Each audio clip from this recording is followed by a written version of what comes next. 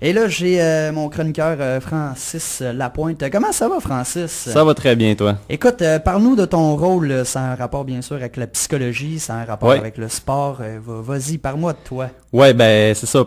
Première fois, c'est fou. Je me suis dit, je vais commencer par me présenter. Bon, c'est le principal. Ouais, c'est ça. Exact. Francis Lapointe, je suis étudiant ici à l'Université du Québec à Trois-Rivières, au doctorat en recherche en psychologie. Et je suis aussi depuis peu coach en psychologie sportive. Donc, je m'intéresse à comment optimiser la performance d'un athlète, en fait. Et puis, je me suis dit, première chronique, pourquoi pas introduire ce qu'est la psychologie sportive et aussi faire la distinction avec le psychologue, là. La distinction avec le psychologue et bien sûr le psychologue, le coach en psychologie sportive. Exact. Ouais. Fait que, premièrement, allons-y de base, qu'est-ce que la psychologie sportive? On pourrait dire de la psychosportive que c'est l'étude des aptitudes mentales et psychologiques qui vont déterminer la performance sportive et physique selon les différents contextes.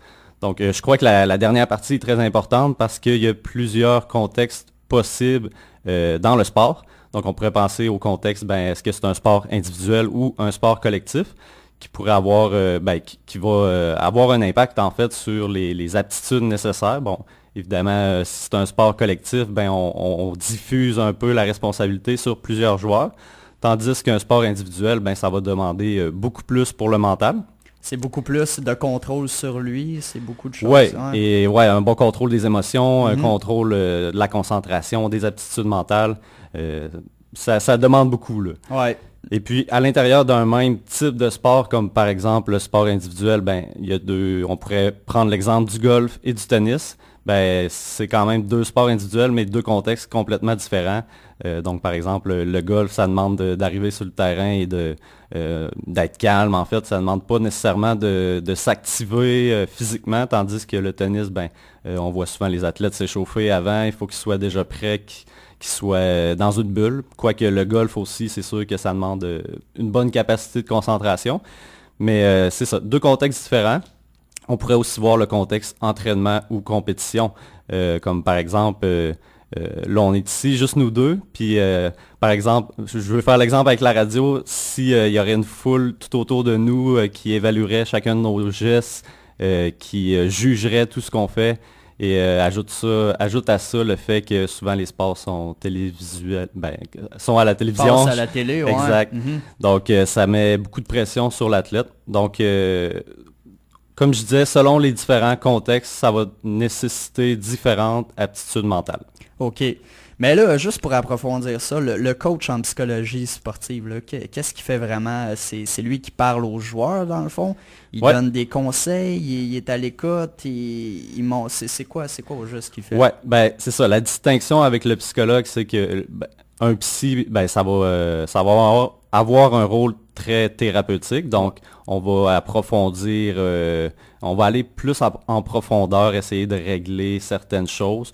Puis, on parle pas, c'est pas nécessairement en lien avec le sport. Tandis que le coach en psychologie sportive, lui, va se concentrer sur l'aspect sportif.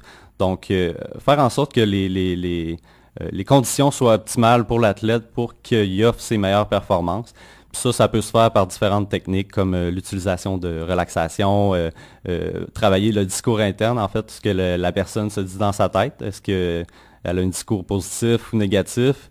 Aussi, ça pourrait être l'imagerie. Donc, il y a un ensemble de techniques qui peuvent être utilisées, là. OK, ouais. Puis tout ça, bien sûr, dans l'amélioration de ses performances au sport. Ouais, c'est très bon, ça. Puis, justement, pourquoi les athlètes ont-ils besoin de travailler leur mental, en fait, il y a beaucoup plus de chances que ce soit un manque d'habileté mentale qu'un manque d'habileté physique qui va faire qu'un athlète va rater un jeu ou perdre une partie. Parce que, surtout quand on regarde aux Olympiques, par exemple, sont sensiblement tous au même niveau. Sont tous prêts à environ la même préparation. Ils sont tous sous pression aussi. Ouais, ils sont tous très forts, là. Puis, donc, j'ai l'impression que c'est vraiment plus la condition mentale qui va faire la marge de différence là, à la fin. C'est le cœur de tout, dans le fond. Là. Ouais, c'est exact. vraiment le principal. C'est si tu gères bien ton mental, tu gères bien l'environnement puis ton sport. Ouais. Si tu arrives avec un doute dans ta tête, ça peut faire toute la différence. Puis peut-être tu vas perdre la concentration. Puis perdre la partie ou perdre la compétition. Là. OK, parfait ça. Ben, c'est excellent. Puis, est-ce qu'on avait autre chose à dire? Oui, en terminant, ben j'aimerais ça plugger ma page Facebook, en fait. Évidemment. Donc, s'il y a des athlètes à l'écoute, là, allez liker ma page Francis Lapointe, psychologie de performance sur Facebook. Puis présentement, je fais un concours, je fais tirer une rencontre d'évaluation plus 5 rencontres de suivi personnalisé. Donc, simplement liker la page, puis partager la publication et vous allez être admissible au concours. Là. Parfait, ben merci beaucoup Francis. Merci pour l'invitation, n'importe quand. Oui, alors on peut t'identifier Francis Lapointe, performance en psychologie sportive. Psychologie de performance, ouais. Psychologie de performance, parfait, on prend ça en note. On passe en musique, on va écouter Laurence Anne, son single « C'est un virus », vous êtes à la radio aussi, il faut 89.1.